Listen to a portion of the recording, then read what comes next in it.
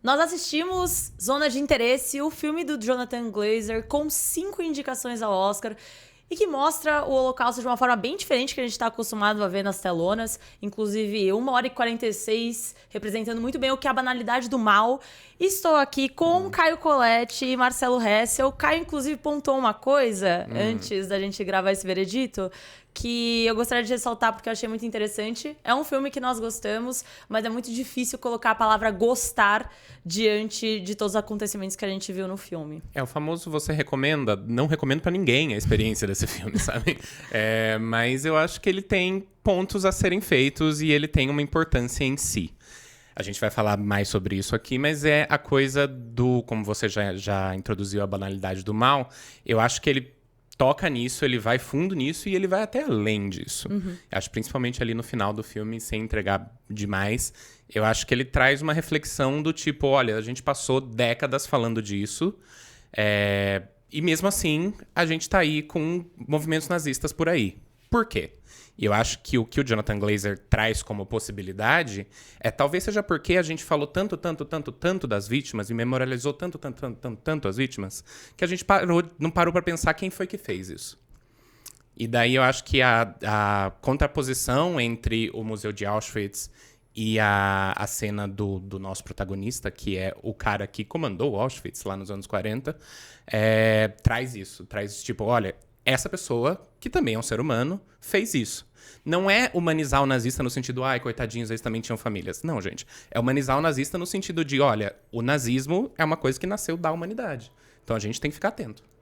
Inclusive, a gente teve décadas e décadas aí do Holocausto no cinema, visto de maneiras muito diferentes, as mais espetacularizadas, as mais sofridas. Então, essa coisa de você vai ser recomendado, você recomenda esse filme ou não? E, tipo, eu acho que o nazismo e o Holocausto em si, como imagem, talvez esteja esgotado já ao longo dos últimos 50 anos. Mas é mesmo assim uma história interessante, uma história que parece um ponto de vista novo, porque ele vai realmente num lado que muita gente não conhece. O que aconteceu foi o seguinte, o Rudolf Höss, ele era o líder, o cara que era o comandante de Auschwitz, o campo de concentração, que acabou se tornando o campo de concentração que serviu de modelo para outros campos na Alemanha nazista, porque eles tinham os fornos, eles tinham toda uma engenharia e eles tinham realmente uma mecânica de fazer os trens chegarem com os judeus, e aí coloca dentro do campo, metade, sei lá, não metade, né? Uma parte vai para trabalhar, metade nos fornos, e aí você tem um esquema de desova, enfim. Era um processo mecânico e um processo técnico. E aí o filme ele vai muito na tecnicidade da questão. E de como o cara coloca a família dele para viver ao lado, no muro que se avizinha ao campo de concentração, para viver uma vida pretensamente ideal. A mulher, que é a Sandra Hüller, que faz a mulher dele, diz, essa é a vida que Hitler queria que a gente vivesse. Que é uma vida, essa coisa, a vida no jardim, a vida com uma ideia de normalidade que para eles era interessante você ter, né? Porque você tá diante ali da execução, então você maquia e você faz de conta que tem uma normalidade. Aí o filme conta essa história e de como essa família tentou viver, né, uma normalidade que não fazia o menor sentido, uma coisa muito monstruosa. Só de você tentar maquiar e você ter essa normalidade já é uma monstruosidade em si. E eu acho que, tipo, essa cena que a gente acabou de ver aí da protagonista passeando com a mãe pelo jardim, mostrando pra mãe o jardim, a mãe parabenizando ela por toda a prosperidade da vida dela, é um lance que toca numa questão que eu acho que, inclusive, tá muito bem expressada na crítica do Thiago Romariz, que ele fez pro site, que é a coisa do conforto. Eu acho que é a coisa de falar que o ser humano muitas vezes se acomoda e pensa no próprio conforto, e do outro lado do muro tem gente gritando, sendo baleada, sendo incinerada pelos seus próprios atos, pelos atos do seu próprio marido, em que você é cúmplice e pra você tanto faz. Você não tá nem aí, entendeu? Não, é basicamente isso. Eu acho que muitas vezes a gente fala sobre esse filme e as pessoas virem e falam, são eles tentando viver a vida normal. E, na verdade, eu acho que eles não estão tentando nada. A questão do filme a gente sabe o que acontece num campo de concentração. E é por isso que não aparece no filme. Porque a gente sabe. Eles também sabem o que acontece. E no filme, o que se destaca muito é o som. Porque enquanto eles vivem a vida pacata, a gente escuta os gritos, a gente escuta o barulho da câmara de gás, a gente vê a fumaça, e não é só a gente que vê, eles veem também. Então, assim, o que causa revolta é essa questão da banalidade do mal, no sentido de que tudo que a gente tá vendo e tudo que a gente tá sentindo de terror é horripilante. Eles não estão, porque eles banalizaram isso. Para eles, aquele é o dia a dia deles e tá tudo bem. Então, eu acho que a questão do filme, também acho que ele explora muito mais do que só a banalidade do mal, mas também é essa questão de... Eu trouxe aqui o livro da Hannah Arendt, que me fez pensar muito nessa questão. Eu li na faculdade, eu estudei numa escola alemã, e logo depois que eu fui para a faculdade, eu fui atrás desse livro, que a Hannah Arendt é uma filósofa judia alemã, e ela fala sobre essa questão da banalidade do mal em Eichmann em Jerusalém, que é esse livro que o que acontece? O Adolf Eichmann era um dos maiores carrascos nazistas, assim como o protagonista do nosso filme. E ele vai em julgamento, um dos maiores julgamentos, né, sem ser Nuremberg. E no julgamento você espera chegar um carrasco lá, nossa, um cara, uau. E na verdade ele é um ser humano que ele vira e fala, ele é um tecnocrata, um burocrata. Eu só tava seguindo o que me pediram pra fazer. Tipo, eu não sou assim, me pediram pra fazer e eu fiz. Então é essa questão da banalização do mal, porque no final do dia existem monstros, existem, problemas, mas eu acho que o maior problema, e é isso que a Hannah Arendt quer mostrar também, e o filme quer mostrar também, é que o maior monstro de todos é nós, como seres humanos, banalizando esses tipos de situações que são grotescas, sabe? Hannah Arendt era jornalista quando ela foi cobrir o julgamento, e aí a partir disso ela cria todo o pensamento da banalidade do mal, e ela é famosa por isso, ela se torna depois uma das maiores filósofas do século. Mas a questão da banalidade também é contraposto por outros pensadores, porque quando você fala da banalidade é como se você tivesse, talvez, tirando a excepcionalidade do Holocausto. O Holocausto é muito excepcional de muitas maneiras diferentes de outros genocídios cometidos ao longo do século XX. Então tem gente que diz, se você trata o banal como uma coisa trivial, que pode ser cometida em qualquer momento e tal, tipo, você está meio que tirando a excepcionalidade do Holocausto.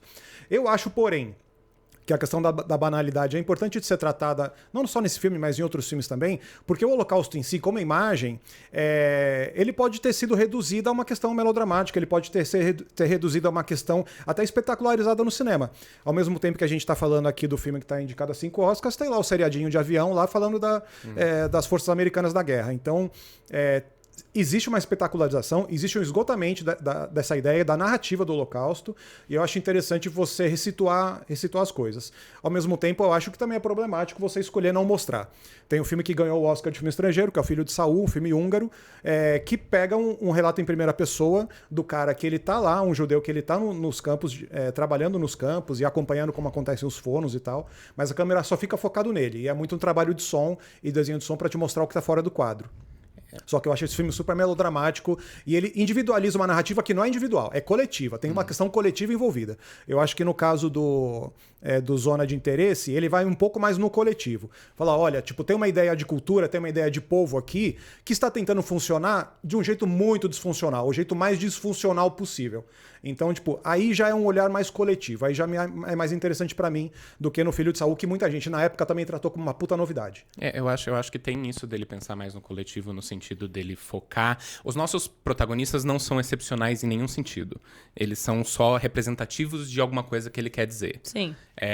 E eu acho que é interessante a gente tocar na coisa do som e na coisa da normalidade das cenas que ele faz, porque isso toca também no trabalho do Jonathan Glazer em si, que é um cineasta que tem um histórico de filmes ali com algo de experimental, que ele fez o Sob a Pele, que muita gente, depois de muito tempo, passou a gostar muito. O mesmo aconteceu com Reencarnação, que tem a Nicole Kidman. Eu acho que ele tem essa pegada de tentar desafiar a gente em termos de formato. E é por isso que eu acho que esse projeto caiu tão bem para ele e tocou em um tema que agora parece que a aclamação veio imediata.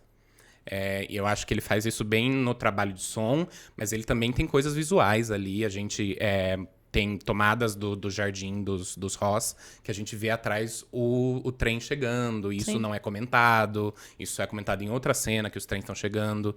Então ele tem todo um trabalho da direção junto com o roteiro pra dizer e mostrar coisas quando ele quer. É muito deliberado isso. Sim, ele adaptou muito bem, inclusive, porque Zona de Interesse existe, né? A obra Zona de Interesse existe, eu achei, inclusive, que ele adaptou muito bem. E apesar do filme ele ser, entre aspas, muito pesado, né? O que a gente falou, ele é horripilante, tem muitas coisas que são sutis e que não precisam de explicação, que é o que você falou. Por exemplo, cenas que não têm explicação, mas que a gente já tá entendendo o que acontece. Por exemplo, a cena da mãe. Que a mãe sai da casa. Então tem toda uma cena em que a mãe, ela passa a noite e ela vê a câmara de gás funcionando, toda a fumaça, etc e tal. E na manhã seguinte ela já não está mais na casa. E ela deixa uma carta. E a gente não sabe o que tá escrito na carta, a gente não sabe o que ela falou, mas a gente sabe.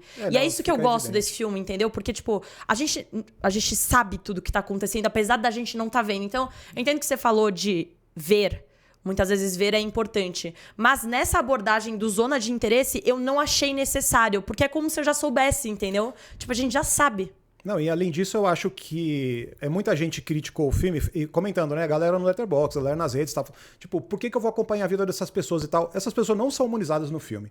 Inclusive, o filme ele é todo contado, assim, não é que eles são monstros, né? Tipo, é a banalidade do mal. Você trata como pessoas normais, mas eles não são humanizados como personagens. O filme é todo contado em plano aberto e em plano médio. Você não tem, muito raramente, a mãe da mulher, tipo, você tem um close-up dela no final, quando ela tá olhando na janela e tal, mas é um filme de muito poucos close-ups. A gente tá sempre distante, né? Você tá sempre distante porque é importante você manter um distanciamento dessas figuras. Pra você meio que, tipo, manter sempre na nossa cabeça que essa situação é uma situação amorfa, tipo, uma situação que não é natural. Então, se você se aproximasse um pouco mais, aí eu acho que já começa a esboçar uma humanidade para esse personagem que não é a finalidade desse filme. Justo. Então, nesse caso, eu acho que ele é muito mais um exercício formalista, assim, do que experimental. O Jonathan Glazer pegou uma casa da vizinhança de Auschwitz, não é exatamente a casa do Rudolf Hess, mas ele reconstruiu ali para parecer exatamente a casa do cara. E aí ele botou câmera em todos os quartos, todos os ângulos e tal, ele fez um Big Brother.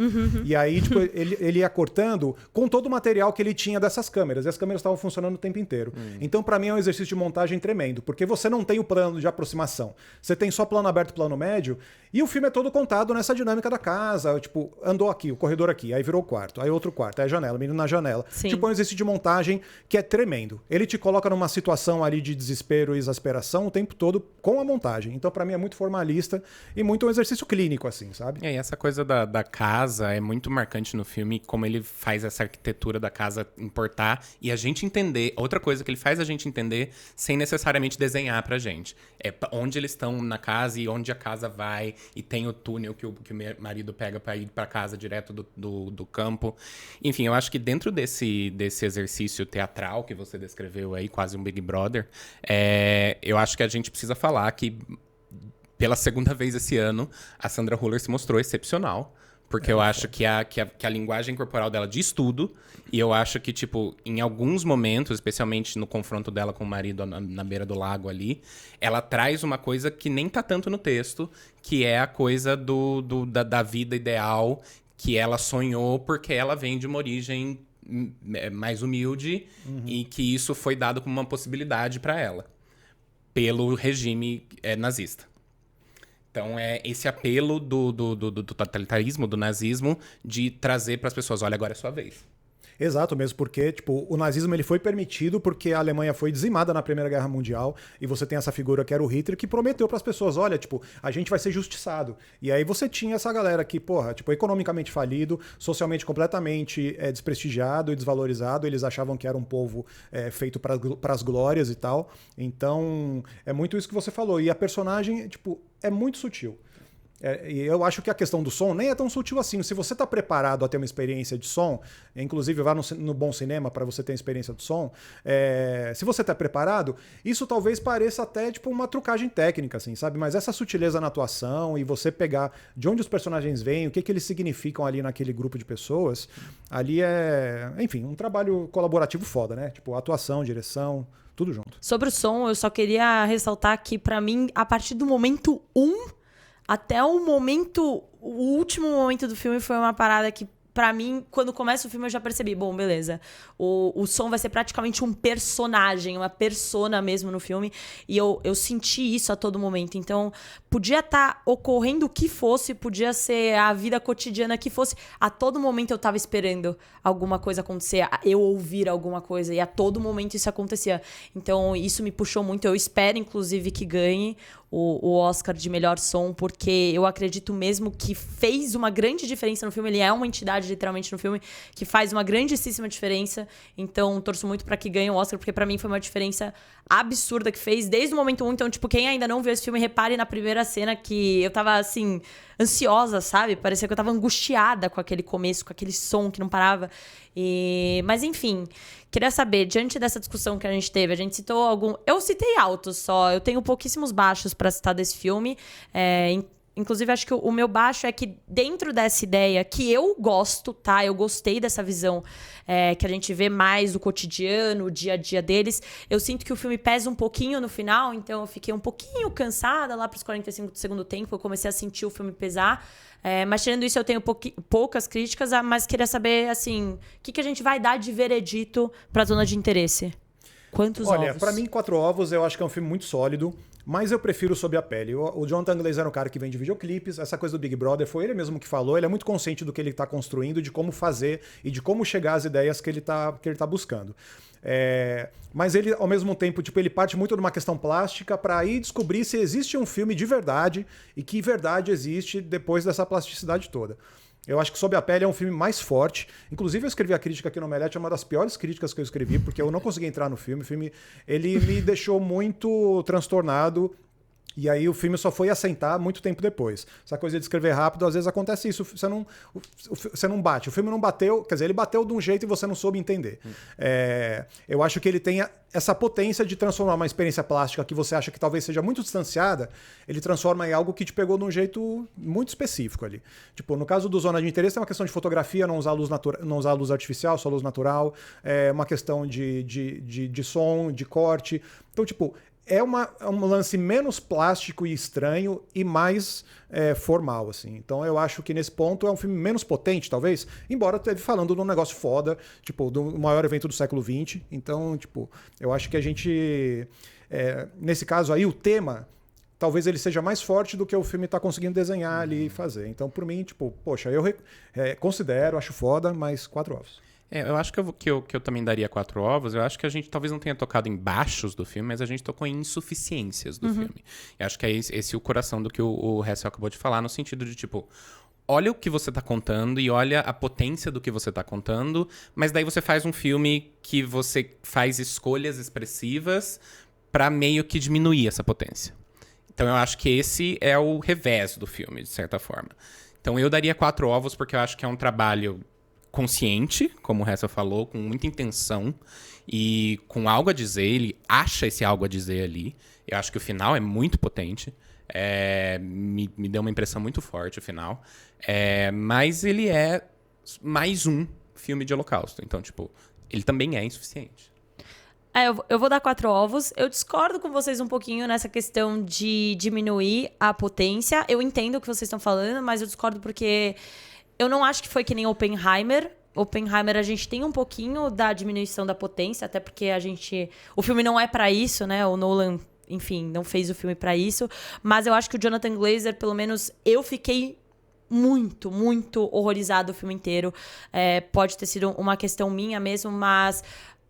me atingiu, foi potente pra mim da forma que ele colocou lá, talvez seja uma coisa muito pessoal, mas eu fiquei muito tocada o filme inteiro, principalmente no final, que aí é um momento que ele potencializa visualmente mesmo, acho basicamente o único momento, tirando a câmara de gás, que a gente sente uma potência maior.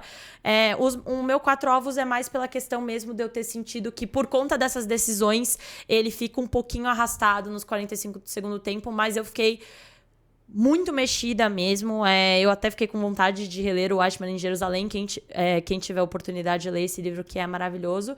Mas é basicamente isso. A gente quer saber de vocês também. O que vocês acharam de Zona de Interesse? Quem não assistiu ainda, depois assista. Deixa aqui nos comentários o que vocês acharam desse filme, que é extremamente pesado, super relevante. Tá indicado a 5 Oscars. Que a gente tá torcendo, eu pelo menos, pra ganhar o Oscar de melhor som. Fala aí, conta aí pra gente o que vocês acharam.